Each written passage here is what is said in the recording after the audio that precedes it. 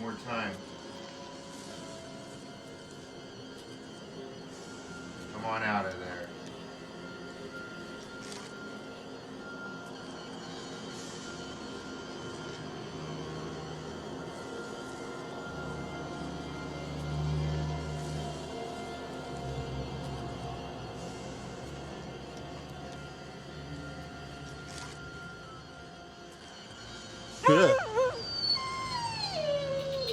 Hey, Taco.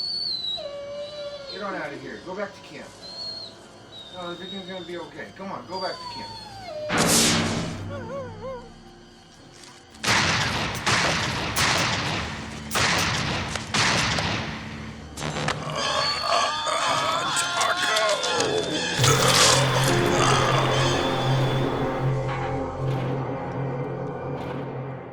Some stories die over time. This one didn't. This one only got louder. In 1957, Camp Crystal Lake looked like the perfect summer getaway. Cabins, canoes, kids roasting marshmallows by the fire. But for a boy named Jason Voorhees, it was hell. Born with deformities and mental challenges, Jason was bullied, mocked, and ignored. One afternoon, while the counselors were off messing around, Jason slipped beneath the surface of the lake and never came back up. They say he drowned. They never found his body. The camp shut down soon after. The next year, 2 counselors were found murdered. Throats slit, no witnesses. Locals whispered about a curse. Every time someone tried to reopen the camp, something went wrong. Fires, accidents, strange disappearances. Then in 1979, Jason's mother, Pamela Voorhees, returned. Consumed by grief and rage, she blamed the counselors for her son's death and started killing again. One by one, she hunted them down with knives, axes, and arrows, until one final girl fought back, decapitating Pamela and ending the nightmare. Or so it seemed. The camp stayed abandoned, but the killings didn't stop. Something was still out there, a hulking figure, silent, deadly, and those who survived swore it wasn't just a man, it was something else. Some believe Jason never drowned. Others say he rose from the grave. No one really knows, but everyone agrees on one thing. If you go back to Crystal Lake, you don't come back out. The thing about Jason Voorhees is he doesn't talk, he doesn't run, he doesn't reason, he never stops. And over time, he went from a whispered legend to something else entirely. Something people feared just by the sound of his name.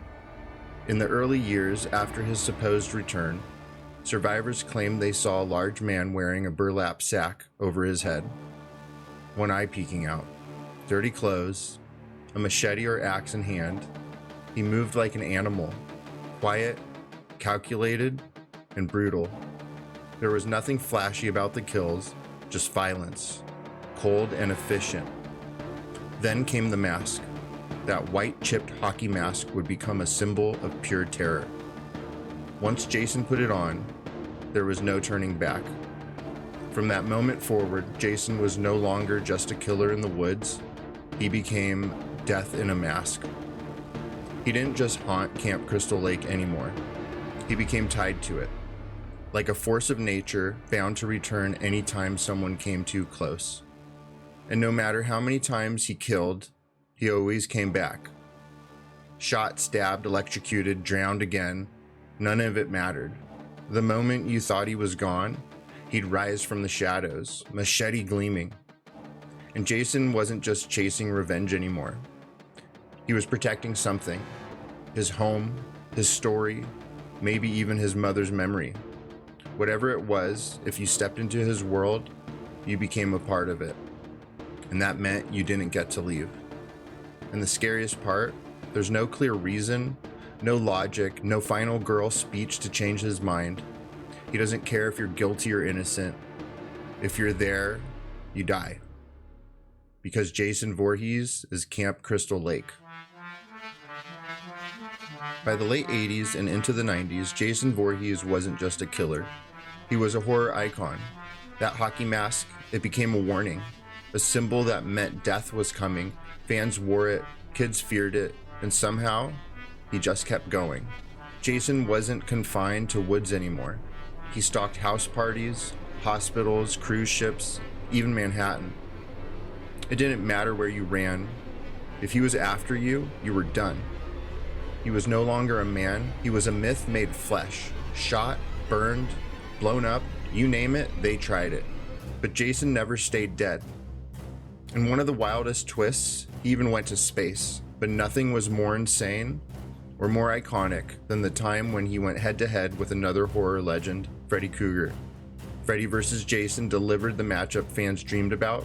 Two unstoppable killers, one battlefield, and Jason, he walked out of that lake, Freddy's head in hand, silent, victorious.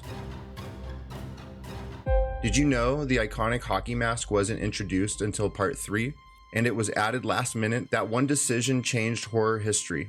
And when it comes to kills, Jason doesn't just slice, he delivers. Here are 3 of my personal favorites. The sleeping bag kill in part 7. He slams a camper into a tree like she was nothing. The liquid nitrogen face smash in Jason X. And of course, the folding bed kill from Freddy vs. Jason. That one, brutal and unforgettable. No speeches, no mercy, just one final truth. Jason Voorhees doesn't just die, he waits. And when the time is right, he rises. Jason's been through a lot. Woods, cities, space, even hell. And somehow he's still swinging that machete. I'm curious, what's the one Jason moment or kill that stuck with you the most?